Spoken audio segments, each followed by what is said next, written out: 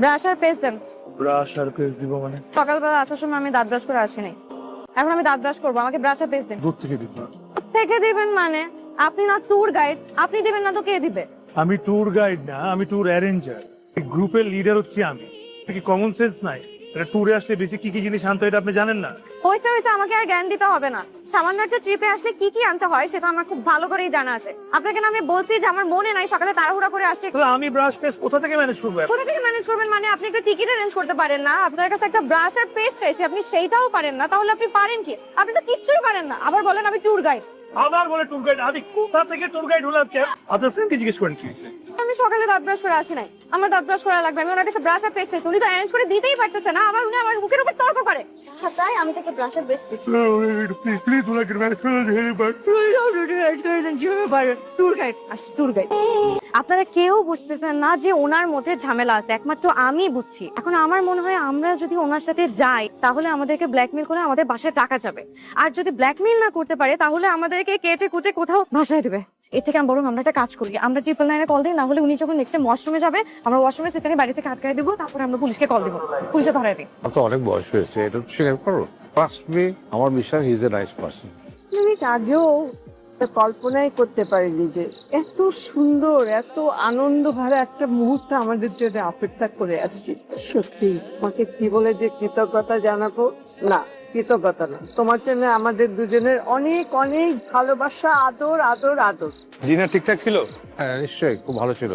আর বিশেষ করে সামুদ্রিক মাছ তো অসাধারণ, অ্যামেজিং। একদম মানে all credit goes to the chef. আচ্ছা, আমি আমাদের ট্রিপ নিয়ে কিছু প্ল্যান করেছি, শেয়ার করবো? শিওর। যেহেতু আমরা দুদিনের ট্যুরে আসছি, আগামীকালকে আমি চাই আমরা সবাই একসঙ্গে ঘুরবো, একসঙ্গে সাইট সিইং করবো। আর পরশুদিন আমরা যে যার মতো ঘুরলাম। আরো কোনো অ্যাসিস্ট্যান্স লাগে আমি আছি, সমস্যা নেই, হেল্প করবো। পায়েল, ঘুমাইছিস? ঘুম থেকে উঠে জিজ্ঞাসা করিস ঘুমাইছি কিনা, কি হয়েছে, সমস্যা কি? ঘুম আসতেছে না, শিয়ালটাকে। কি দারুণ জায়গাটা, এত সুন্দর একটা জায়গায় আসছি। দোস্ত, জায়গাটা আসলেই অনেক সুন্দর। Thank you, thank you. কি ব্যাপার, গেছেন কেন? এটা কি বোঝেন কম নাকি আমার সাথে ইচ্ছা করি আর কি করতে? এই, আপনি আমার ভাইয়ের শালা না? আমি আপনার বিয়ে হইতে যাবো কেন? আমি আপনার সাথে ইয়ার্কি করতে যাবো কেন? তো আমাকে ট্যুর গাইড বলে না ডাকলেই হয়। তো আপনি ট্যুর গাইড, আপনার কাজই হচ্ছে ট্যুর অ্যারেঞ্জ করা, তো এটা মেনে নিলেই তো হয়। আমার নাম সামির, নাম ধরে ডাকবেন, নাহলে ডাকার কোনো প্রয়োজনই নেই। কি আপনি যাবেন নাকি আমি যাবো? আমিও কোথাও যাবো না, আপনিও কোথাও যাবেন না। কালকে সারা রাত আপনার ফোন বন্ধ ছিল কেন? সারা রাত আপনাকে ফোন দিছে, আমি ফোনে পাই নাই। কি জানেন, আমি কালকে একটু ঘুমাইতে পারি নাই, পাতা এক করতে পারি নাই। আমি কি আপনার চোখের ঘুম কেড়ে নিয়ে গেছিলাম? কিন্তু আপনি আমাদেরকে একটা জায়গায় নিয়ে আসছেন, মানলাম জায়গাটা অনেক সুন্দর, এখানে কি ঘুমানো যায়?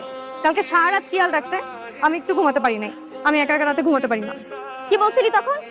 রিলেশনে যা, সিঙ্গেল লাইফ মানে বোরিং লাইফ। তোদের কথা রিলেশনে কি এখন কি হইছে? এখন আমি সত্যি সত্যি সিরিয়াস হয়ে গেছি। আমরা তো তোকে শুধু রিলেশনশিপে যেতে বলেছিলাম, সিরিয়াস তো হইতে বলি নাই। আমাদের কথায় যেহেতু রিলেশনশিপে গেছিস, তাহলে সিরিয়াস হওয়ার আগে আমাদেরকে জিজ্ঞেস করে নিতে তো একটু সিরিয়াস হবো। এখন তো রাফসান সত্যি সত্যি ব্রেকআপ করে ফেলবে। ব্রেকআপ করলে তো তোদের কিছু হবে না, তাহলে তো আমার হবে।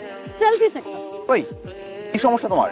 তোমার যদি কিছু বলার দরকার হয় ডিরেক্ট আমাকে বলো, তুমি সামনে কেন বলতেছো? আমার ফ্রেন্ডের সাথে কথা বলতেছি, তোমাকে আসতে বলিনি, যাও এখান থেকে। ফ্রেন্ডের সাথে কথা বলতেছো ভালো কথা, আমাকে নিয়ে তো কথা বলতেছো নাকি? তুমি এখানে যাও তো। ভাইয়া, ওর মাথায় মনে হয় একটু সমস্যা হয়েছে, কি তো পাচ্ছেন, গালাগালি শুরু করছে। আপনি আর কিছু শুনতে না চাইলে আপনি এখন এখান থেকে ভাগেন। আমরা আগে কিছুক্ষণ মেডিটেশন করি। আমরা আমাদের জীবন আসলে এখন মোবাইলের মধ্যেই কাটাই।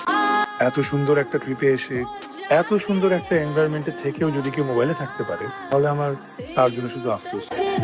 আমার প্রিয় একজন মানুষের একটা কথা বলি আপনাদের, yesterday is history, tomorrow is a mystery, but today it is a gift. দূরত্ব বাড়লে সম্পর্ক নষ্ট, যাই করো কথা বলো নিজের। কি কথা বলবো ভাইয়া? রিলেশনে থাকাকালীন ওকে আমি একটা প্রমিস করছিলাম যে ওর সাথে আমি ট্যুরে আসবো। এই ট্যুর শেষ, ওর সাথে আমার সম্পর্ক শেষ, একদম ব্রেকআপ। ওর সাথে কোনোভাবে সম্পর্ক কন্টিনিউ করা সম্ভব না। তো ব্রেকআপ করতে চাই, একবার জিজ্ঞাসা করেন ভাইয়া। তোর এতগুলা মেয়ে ফ্রেন্ড আমার সামনে তাদের সাথে আড্ডা দেয়, শুধু তাই না ভাইয়া, প্রত্যেকটা মেয়ের পোস্টে গিয়ে লাভ রিড দেয়, কমেন্টস করে। আমার এসব একদম ভালো লাগে না। তো তুমি কি চাও? আমি এখন তোমার জন্য আমার সব ফ্রেন্ডকে বাদ দিয়ে দিই? তোমার সাথে রিলেশনশিপে যাওয়ার আগে থেকে ওরা আমার ফ্রেন্ড ছিল, আমি চাইলে ওই সম্পর্ক বাদ দিতে পারবো না। আর তোমার যেটা দেখা দরকার সেটা তুমি দেখো, যে আমি তোমার প্রতি লয়াল কি। কোন রিয়ালিটির কথা বলছো তুমি? আমার সাথে রিলেশনে যাওয়ার আগে তুমি আমাকে যতটা ভালোবাসতা, যতটা কেয়ার করতা, যে কারণে আমরা রিলেশনশিপে গিয়েছিলাম, সেই রিলেশনে যাওয়ার পর কি তুমি আমাকে অতটা ভালোবাসো? তুমি আর আগের মতো নাই রাফসান। দিক দিয়ে আমি আগের মতন আমাকে দেখাও। আমি প্রতিদিন সকালবেলা ঘুম থেকে ওঠা থেকে রাতে ঘুমাতে যাওয়ার আগ পর্যন্ত আমি কি করতেছি, কই যাইতেছি, কেন করতেছি, প্রতিনিয়ত তোমাকে আমার জবাবদিহিতা করতে হয়, কৈফিয়ত দেওয়া লাগে। এমনকি বাবাকে নিয়ে হসপিটালে গেছি, সেখানেও তুমি ফোন দিচ্ছ যে কেন গেছি, কি করতে গেছি। এটা কি কোনো সম্পর্কের মধ্যে পড়ে? আমার তো মনে হয় না। আমার মনে হয় যে আমি একটা ডিউটি করতেছি তোমার জন্য। আমি অনেকদিন ধরে নোটিস করছি, আমি যদি তোমাকে কল দিই তাহলে তুমি আমার সাথে কথা বলো। তাছাড়া নিজে থেকে তুমি কখনো আমাকে কলও দাও না, টেক্সটও করো না। আমরা একটা সম্পর্কের মধ্যে আছি, তার মানে এই না যে আমাদের কোনো ব্যক্তিগত জীবন থাকবে না, কোনো পার্সোনাল লাইফ থাকবে না, কোনো ফ্রিডম থাকবে না। জানো সামান্য কিছু বিষয়ের জন্য কত সম্পর্ক নষ্ট হয়ে যায়। আমি আসলে একটা অফিসে জব করি। আমার বিশ্বাস অফিসে সবচেয়ে হার্ডওয়ার্কিং এমপ্লয়, সবচেয়ে বেশি কষ্ট করি আমি। অফিসে সবাই জানে যে অফিসে প্রতি বছর ওরা র্যাঙ্কিংয়ে টপ 1-এ আসে শুধুমাত্র আমার পরিশ্রমের জন্য, আমার এফোর্টের জন্য। এখন আপনাদের কি মনে হয় ওদের কি উচিত না আমাকে একটু প্রায়োরিটি দেয়া, আমার কাজের জন্য আমাকে একটু ক্রেডিট দেয়া? আর সেটা না করে আমার অফিসের এমন একজন এমপ্লয়কে সব ফ্যাসিলিটিস দিছে, সব সুযোগ সুবিধা, যা লিটারেলি অফিসের কোনো কাজে কোনো কন্ট্রিবিউশন নাই। এই সব কিছু আমি অনেক দিন ধরে সহ্য করে আসছি, কিন্তু একটা পয়েন্ট পরে আর সহ্য করতে না পেরে আমি মন খারাপ করে এখানে চলে আসছি যে যেই দিকে দুই চোখ যায় আমি ওদিকে চলে যাব। আমার বাবার স্বপ্ন পূরণ করছে, যেটা যে স্বপ্ন আছে এটাও যে ম্যাটার করে সেটা আসলে ভুলে গেছি। আমার লাইফে একটা মানুষ আছে, এরকম বলতে পারেন আমার গার্ডিয়ান এঞ্জেল, যা প্রত্যেকটা কথা এই বাণীর মতো ফলো। সেই গার্ডিয়ান এঞ্জেল আমাকে স্যাটিসফাইড লাইফ থেকে বের করে জীবনে একটা নতুন জার্নিতে এনে দিয়েছে। তার কাছে অনেক থ্যাঙ্কফুল। সবাই তাকে চেনে। আর যে তিথি, আমার খুব ভয় করছিল, তাই আপনার পাশে শেষ হয়েছিল। এই বয়সে এসে সেরকম একটা সুযোগ পেয়েছি, এখন আমরা ফ্রি, আমরা জোরে আনন্দ করতে চাই, ফুর্তি করতে চাই একা একা, সেখানে কাউকে নিতে চাই না সঙ্গে। ঠিক আছে, আপনারা দয়া করে সেফ থাকবেন, আর কোনো প্রয়োজন হলে আমাকে ফোন করুন। আমি যাবো আপনার সাথে। এক মিনিট, গার্লফ্রেন্ড নাই? গার্লফ্রেন্ড তো হবে। ও ওই আর যে এখনো তো কিছু হয় নাই, ওই মেয়ে আপনাকে আমি কি করব কোনো প্ল্যান নাই কিন্তু। ওকে, আপনাকে একটা প্রশ্ন করি। শিওর। আচ্ছা, আপনার কাছে ভালোবাসার মানে? ভালোবাসা তো খুব অদ্ভুত একটা অনুভূতি, এটা সবার ক্ষেত্রে তো এক। আর ভালোবাসা মানে কি আমি আসলে জানি না। আপনাকে আমি ভালোবাসা বলতে কি বুঝি সেটা বলার চেষ্টা করতে পারি। আপনি আমাকে ভালোবাসবেন, তাকে নিজের থেকেও বেশি মিস করবেন, কারণে অকারণে যেখানেই যাবেন শুধু তাকেই হবে। ভালোবাসা অনেক নিষ্পাপ, অনেক সহজ, আবার এই ভালোবাসা অনেক কঠিন। ভালোবাসায় প্রয়োজন বিশ্বাস, ভালোবাসার প্রয়োজন আস্থা, ভালোবাসার প্রয়োজন দায়িত্ব, দুজনের অনুভূতি বোঝা, অ্যাডজাস্ট, খারাপ সময়। আপনি তাকে কতটুকু ভালোবাসেন? ভালোবাসলে বুক ভরা ভালোবাসা নিয়েই ভালোবাসেন।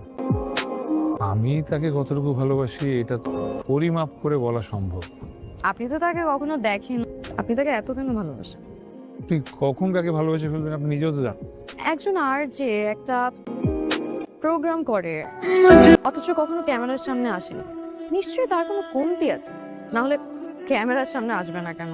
দেখেন, বাইরের সৌন্দর্য দিয়ে তো ভালোবাসা, পৃথিবীতে কেউ পারফেক্ট, প্রত্যেকটা মানুষের মধ্যে কমতি আছে, আর সেই কমতিগুলোকে যদি ভালোবাসা যায় তাহলে আমার মনে হয় সেইটা হবে প্রকৃত ভালোবাসা।